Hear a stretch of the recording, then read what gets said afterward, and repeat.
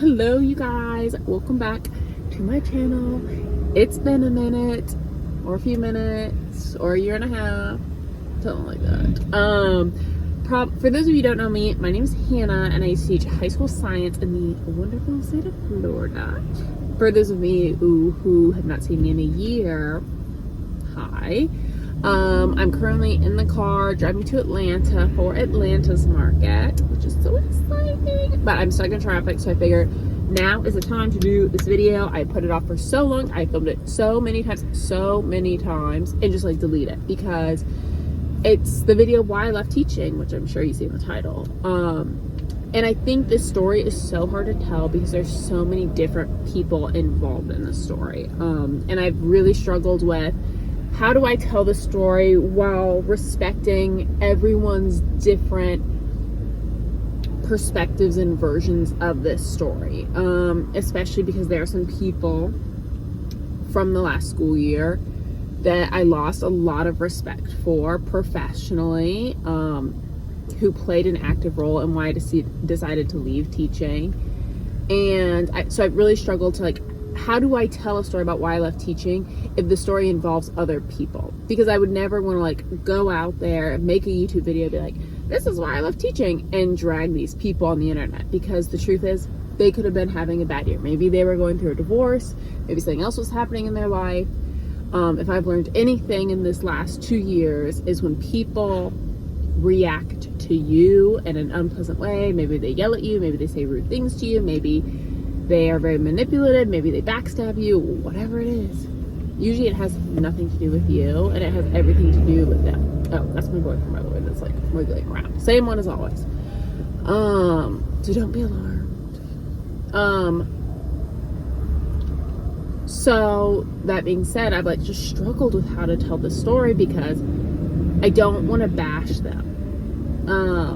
So I think the best way to phrase it, sorry, I'm filming this on my phone because, I'm finally building up the courage to do it, and this is all I have.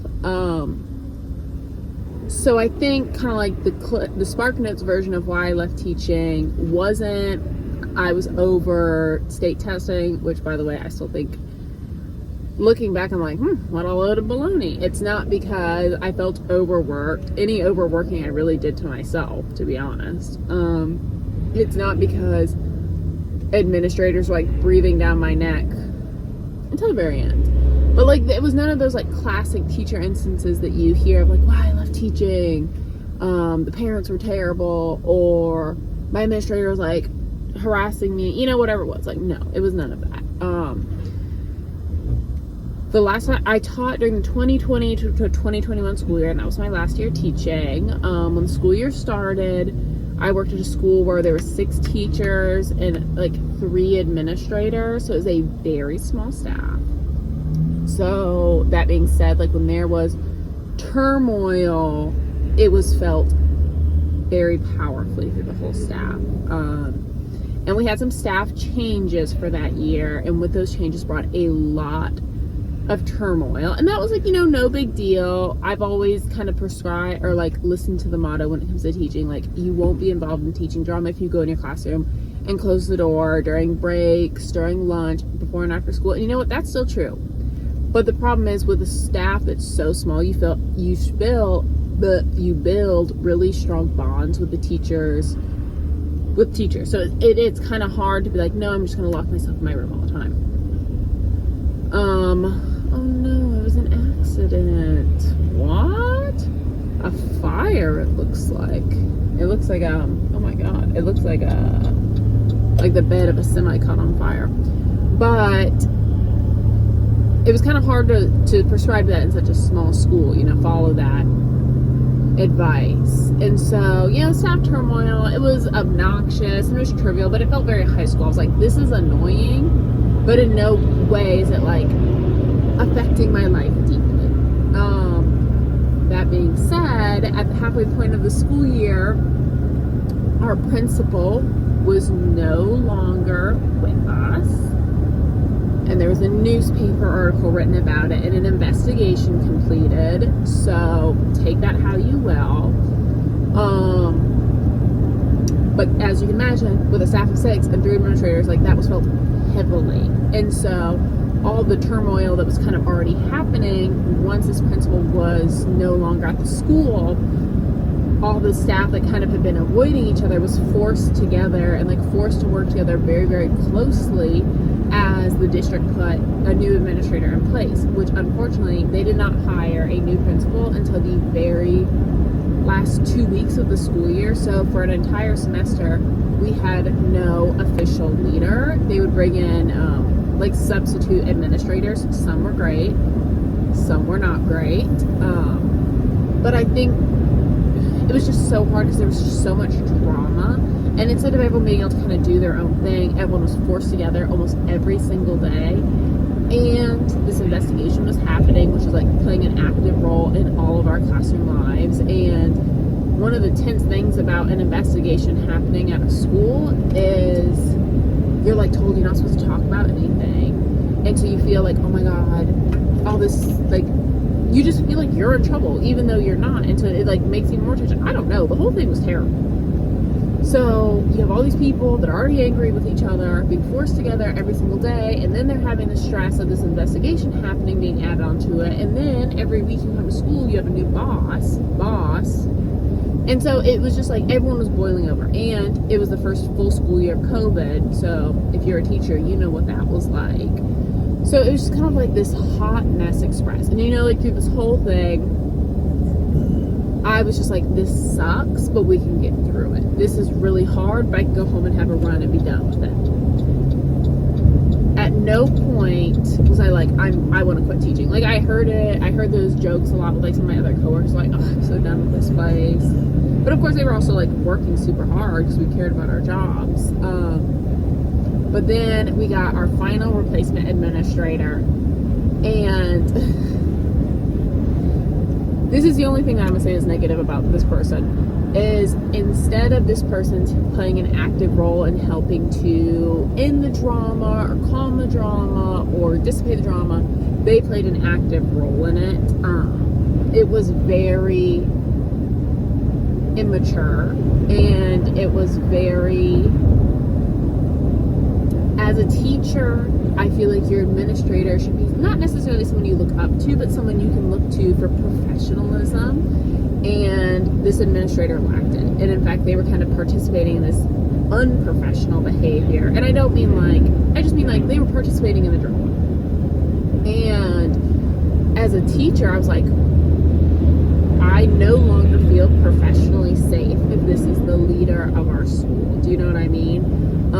And unfortunately, they were kind of like the leader for so long that it really just made me lose all my sense of safety being there. It made me feel like every day I walked into that school that something terrible might happen. You never knew what you were walking into.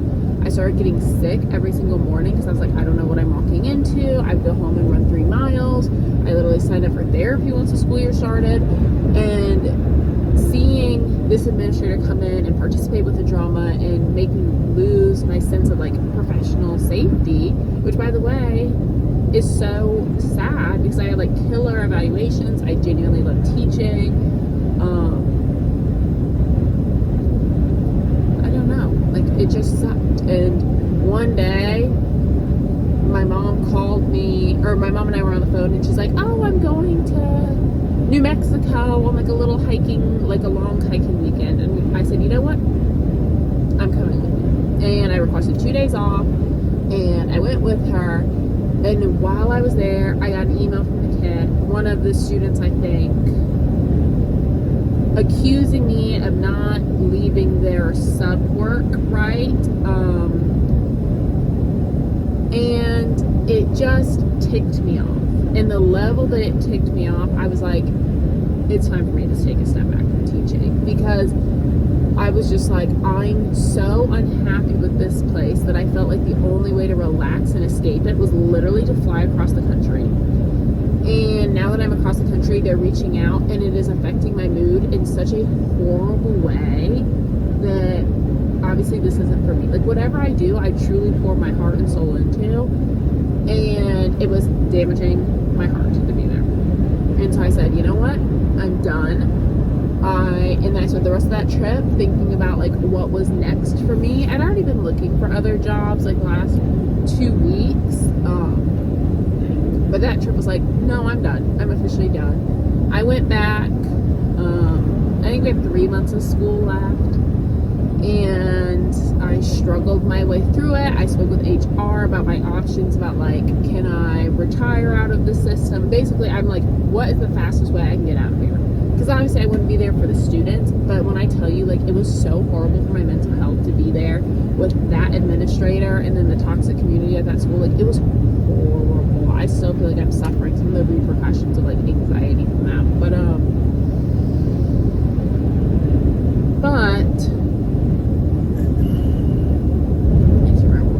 But I saw time, I still had to be there, you know what I mean? I couldn't leave at that point in the school year without sacrificing a lot of money. So I was like, okay, I'm gonna stay. And so I stayed and I stayed and I stayed. And I slowly just started taking all the days off that I had. I think there was a point where I only worked 3-day work weeks or 4-day work weeks for the rest of the school year because I had all the days off and I just couldn't seem to be there. Like, I was professionally felt unsafe. And like I said, it's not like this person was like saying weird sexual things. It's not like they were being physically aggressive. Like, it was nothing. They weren't doing anything that I would have called HR about and been like, this is what they're doing. Like, I'm not looking to get anyone in trouble. I just think they lacked professionalism. Our work environment wasn't professional, and that's not a work environment for me. So I left, and you know what? I don't regret it. But it's hard because, like, obviously I still have my teacher Instagram. It's either the Blissful Biologist or Blissful Biologist, and I've kind of shifted to just like posting stuff about my life and not about teaching. But it's hard because sometimes you still get messages they're like, oh, would you ever come back, or oh, I watched this teacher video, and like, do you have any advice? And it's really hard for me because I'm like, right now in my brain, teaching is still a negative thing because of that year. And it's so sad because it literally had nothing to do with action teaching. It had nothing to do with like coming up with activities. It had nothing to do. It was literally just a toxic work environment. That's it. And before you ask, honestly, I will probably never go back to teaching. And I don't mean that because I didn't like the job. I just mean it because now that I'm out, I don't have more free time because I opened a business, so I actually have less free time, but I'm a workaholic, so it's okay. But I just wouldn't go back because the amount of work I poured into it doesn't match the payout. Do you know what I mean? And so I think that's like a personal boundary I've set for myself now, that I'm like, no, my work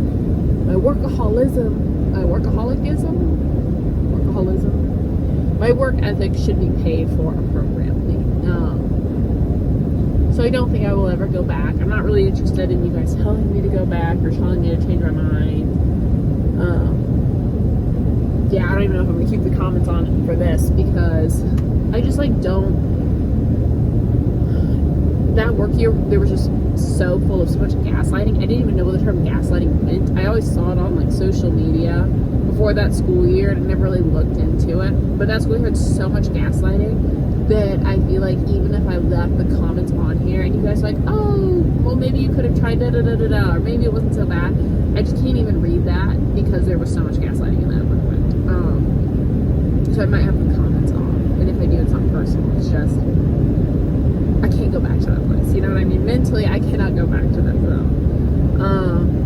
But now, like I said, I opened my own business, which has been amazing. I now have 3 employees, which is crazy. No, 4. That's 5. One's on maternity leave. Wow. I just hired one like 3 weeks ago. So still getting used to saying 5, but I have 5 employees, which is so amazing.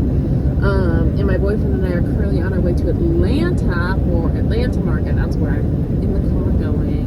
But Atlanta Market is basically where you, like, small business, probably any business, can go and like shop for the merchandise that goes in their storefront. I do have a storefront, so I'm on my way to do big shopping for my store, so that'll be so fun. But yeah, that's why I quit, and I'm so sorry if that was like confusing or word vomity or all over the place. It's less all over the place than it had been. But that's all. So me and my people are gonna say goodbye. Never know when you'll see us again. Maybe soon, maybe not soon. We did get new internet at the house a week ago, and the upload speed is like triple what it used to be. So like, maybe you'll see me again. But I think that's all for now. So thank you guys for listening. Thank you for respecting my boundaries. And also, we don't need to name names. You know what I mean? It's on. It's over. We're moving on.